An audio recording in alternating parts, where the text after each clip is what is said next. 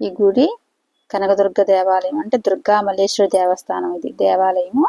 అయితే ఇది ఆంధ్రప్రదేశ్ రాష్ట్రంలో విజయవాడలోని ఇంద్రకీలాద్రి పర్వతంపై ఉన్న ఒక ప్రసిద్ధ దేవస్థానం ఇది.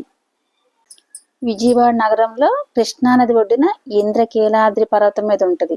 ఇంద్రకీలాద్రి గురించి కూడా చెప్పుకున్నాం. ఇది ఆంధ్రప్రదేశ్ రాష్ట్రంలోనే రెండో పెద్ద దేవాలయం అట. హిందూ పురాణాల్లో కూడా అమ్మవారి గురించి ప్రస్తావన ఉంది. ఆలయంలో అమ్మవారి విగ్రహం సుమారు 4 అడుగులు ఎత్తు ఉంటుందన్నమాట. ఒక మిరిమిట్లు గొలుపుతూ అమ్మ ప్రశాంతంగా ఆభరణాలు పూలతో అలంకరించబడి ఉంటది. ఎప్పుడు కూడా కలకల్లాడిపోతూ ఉంటదన్నమాట. ఈ మూర్తికి 8 చేతులు ఉంటాయి. ఒక్కో చేతిలో ఒక ఆయుధం ఉంటుందన్నమాట. త్రిశూలంతో మహిషాసురుడి గుండెలో పొడుస్తున్న భంగిమతో ఉంటుంది అమ్మవారు. ఇంద్రకీలాద్రి అని పేరు ఎందుకు వచ్చిందంటే ఈ కృతయుగానికి పూర్వం కీలుడని యక్షుడు అమ్మవారిని గురించి తపస్సు చేసి ప్రత్యక్షం చేసుకుని ఆమెను తన హృదయ స్థానంలో నిలిచి ఉండమని కోరాడనమాట. అమ్మవారు కీలుని పర్వతంగా నిలబడమని కృతయుగంలో రాక్షస సంహారం చేసిన తర్వాత తాను ఆ పర్వతం మీద నిలిచి ఉంటానని మాటిచ్చింది. అదే ఇంద్రకీలాద్రి మాట. కీలుడు కీలాద్రిగా మారి అమ్మవారి కొరకు ఎదురు చూస్తున్నాడు. అమ్మవారిని సేవించుకోవడానికి ఇంద్రాది దేవతలు కూడా ఇక్కడికి తరచు రావటం వల్ల ఈ కీలాద్రిలో ఇంద్రకీలాద్రిగా మారిందన్నమాట. ఇక్కడ వెలసిన మహిషాసురమర్దిని ఆమె కనకవర్ణంతో అంటే బంగారు ఛాయతో వెలుగుతున్న కారణంగా కనకదుర్గ అయింది. ఇక్కడ అర్జునుడు కూడా శివుడి కొరకు తపస్సు చేసి శివుడి నుండి పతాస్త్రాన్ని పొందాడు కనుక ఈ ప్రాంతం విజయవాడ అయింది. చూడండి, ట్రైన్లోంచి వస్తామంటే అక్కడంతా బాగా చక్కగా కృష్ణానదిలోంచి బాగా అమ్మవారు ఎట్లా కనిపిస్తుందో చూడండి. మార్నింగ్ మేము బయలుదేరాము, విజయవాడలో పని ఉండి అది చూడండి ఎంత అందంగా కనిపిస్తుందో. ఆ కృష్ణానది ఈ దుర్గామల్లేశ్వర స్వామి వారి దేవస్థానం అనేది ఆ కృష్ణానది ఒడ్డునే ఉన్న ఇంద్రకీలాద్రి పర్వతం మీద ఉంది.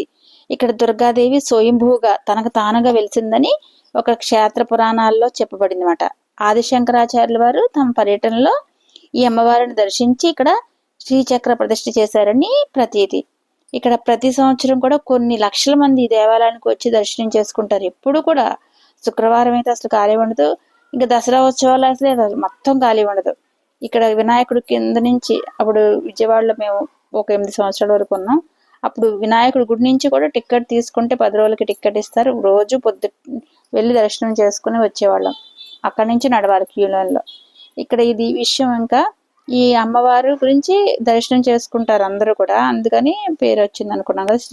శ్రీచక్ర ప్రతిష్టాపన ఆదిశంకరాచార్యులు ప్రతిష్ఠించారు అనుకున్నాం.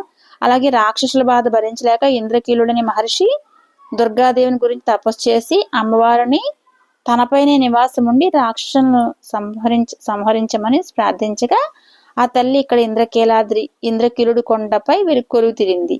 అర్జునుడు ఈ కొండపై శివుని గురించి తపస్సు చేస్తాడని కూడా చెప్తారు కదా. ఈ ఆలయానికి హిందూ పురాణాల్లో ప్రత్యేక స్థానం ఉంది.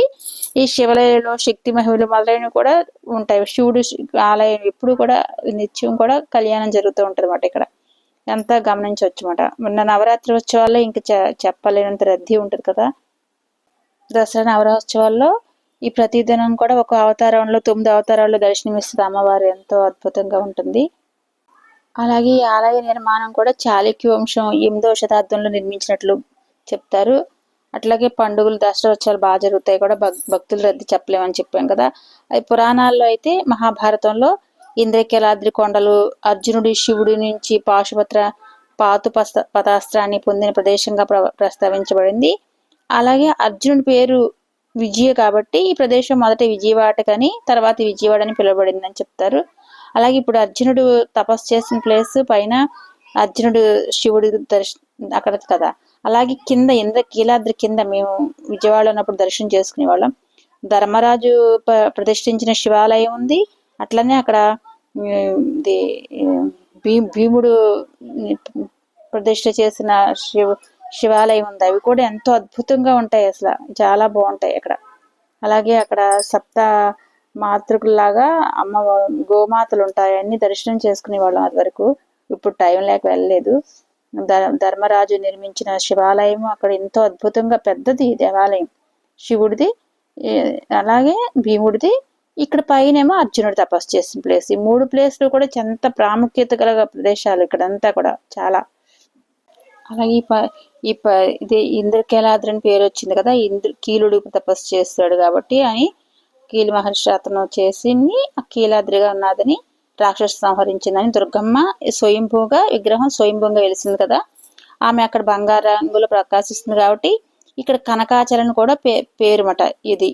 అలాగే ఇక్కడ ఇంకా మేము మొగలరాజపురంలో ఉండేవాళ్ళం, అక్కడైతే దనకొండ అని ఉంటుంది, అక్కడ అమ్మవారు ఫస్ట్ అడుగు పెట్టిందంట, కాళ్ళు పెట్టిన ప్రదేశం అని. అక్కడ కూడా బాగుంటుంది, చాలా బాగుంటుంది. ఇంకా అందరికీ తెలియదు కానీ మేము అక్కడే ఉండేవాళ్ళం కాబట్టి వెళ్ళేవాళ్ళం. మార్గశిర మహాలక్ష్మి అప్పుడు అయితే అక్కడ ఆ 4 వారాలు కూడా మార్గశిర మహాలక్ష్మి పూజలు బాగా చేస్తారు. అప్పుడు దానిలో కూడా పాల్గొనేదాన్ని నేను. చాలా బాగుంటుంది. దనకొండ అంటారు. అక్కడ చూసి అక్కడ అనుకూలంగా లేదని అమ్మవారు కాలు పెట్టి మళ్ళీ ఇక్కడ కృష్ణానది ఒడ్డున అనుకూలంగా ఉందని ఇక్కడ ప్రత్యక్షమైంది, ఆ స్వయంగా వెలిసిందని చెప్తారన్నమాట అక్కడ. అలాగే పురాణాల ప్రకారం అమ్మవారు మహిషాసురుడిని సంహరించిన తర్వాత ఇంద్రకీల మహర్షి ప్రార్థన మేరకు ఇంద్రకీలాద్రి కొండపై శాశ్వతంగా నివాసం ఏర్పరచుకున్నారన్నమాట. మరో పురాణం ప్రకారం కూడా కనకదుర్గం అమ్మవారు కృష్ణుడి ముక్కుపుడకను అరువుగా తీసుకుని అది తిరిగి రాకుండా కొండపైకి ఎక్కిందని, కలియుగం ముగిసే నాటికి కొండ శిఖరానికి ఆమె స్థాయిని పెంచడం అనేది ఒక నమ్మకం అన్నమాట. అలా కూడా చెప్తారు. ముక్కుపుడక నిండే వరకు కృష్ణానది వస్తే అప్పుడు మొత్తం విజయవాడ మునిగిపోతుందని కూడా అంటారన్నమాట. ఇక్కడ ఈ అమ్మవారిని సేవించుకోవడానికి తరచుగా దేవతలందరూ కూడా వస్తారని అలా కనదుర్గగా ప్రసిద్ధి పొందింది కదా.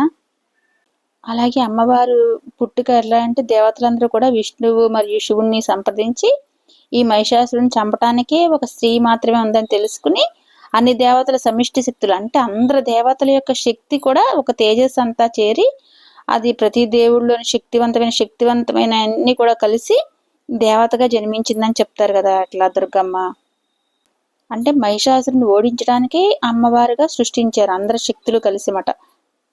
ఈ అమ్మవారు సింహం లేదా పులిపై స్వారీ చేస్తున్న ఆయుధాలు ధరించి ఉంటుంది అమ్మవారు. అలాగే కృష్ణానది చాలా ఉధృతంగా చాలా ప్లెజెంట్గా ప్రవహిస్తుంది ఇప్పుడైతే. అలాగే ఇక్కడ మన కనకదుర్గమ్మ తల్లి ముక్కుపుడక చరిత్ర గురించి కూడా చాలా చెప్తారు, అక్కడ మేము చాలా వినేవాళ్ళం. దీనికి చారిత్రకమైన ఆధారాలు ఏమి లేవు కానీ పురాణాల ప్రకారం కథలు కొన్ని చెప్తారన్నమాట.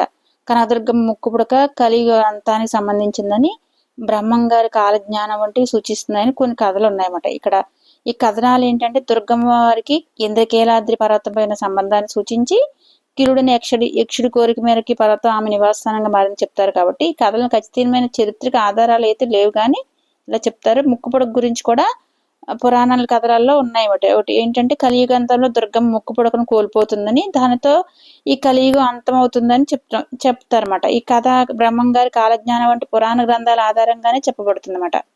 ఈ ముక్కుపుడక గురించి అయితే రకరకాల కథలు చెప్తారు కదా.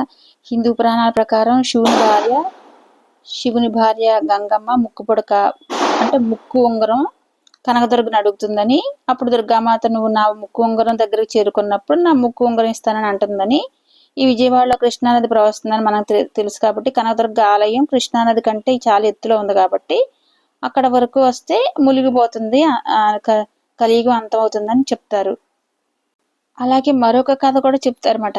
ఈ కనకదుర్గమ్మ కృష్ణుడి ముక్కుపుడకను అరువుగా తీసుకుని అది తిరిగి రాకుండా ఉండటానికి కొండపై దూకిందని, ఈ కలియుగం చివరి నాటికి ఆమె ఆభరణాన్ని కొండపైకి ఎత్తడం ద్వారా తిరిగి తీసుకుంటానని కృష్ణుడు ప్రతిజ్ఞ చేశాడని ఇట్లా చాలా చెప్తారన్నమాట. ఈ ముక్కుపుడక గురించి కూడా ఏదైతే ముక్కుపుడక నిండి వరకు కృష్ణానది వస్తే కలియుగం అంతమవుతుంది మటుకు చెప్తారు. ఇది ఎంతవరకు నిజమో కథలు అంతా.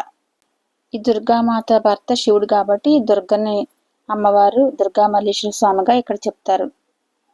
అలాగే అక్కడ దర్శనం అయిపోయాక దుర్గామల్లేశ్వర స్వామిని కూడా దర్శనం చేసుకుంటాం. కొంచెం పైకి ఎక్కితే అక్కడ వినాయకుడు, నటరాజ స్వామి, త్రిపుర మాత ఉంటది. మళ్ళీ దాని తర్వాత అది వరకు అయితే లోపల పైకి ఎక్కితే గుహలా ఉండేది. గుహలో మేము కుంకుమ పూజలు కూడా చేసుకునే వాళ్ళం. ఇప్పుడు గుహ తీసేశారు, కొత్త కట్టారు కదా అంతాను. అక్కడ మళ్ళీ సుబ్రహ్మణ్య స్వామి టెంపుల్ ఉంటుంది. తర్వాత లోపలికి అంతా కూడా ఇక్కడ ఇప్పుడు కుంకుమ పూజలు చేసుకునే ప్లేస్ వేరుగా ఉంది. అంతా చాలా రీమోడల్ చేశారు కదా, ఇంకా చాలా అద్భుతంగా గుడి కట్టించారు. అలా 7 అంతస్తులతోటి చూడండి, 7 అంతస్తులుగా లిఫ్ట్ ఉండడం వల్ల ఈజీగా పైకి వెళ్ళిపోతున్నాం. అలాగే ఉచిత బస్సులు కూడా ఉన్నాయి. ఎంతో అద్భుతమైన చరిత్ర. అలాగే సుబ్రహ్మణ్య స్వామి కూడా చాలా తీయటానికి అది లోపలికి సెల్ ఎలవ్ లేదు. ఇప్పుడు అది వరకు అయితే ఎలవ్ చేసేవారు, అన్ని తీసుకునే వాళ్ళు. ఇప్పుడు ఎంత ఎలవ్ లేదు.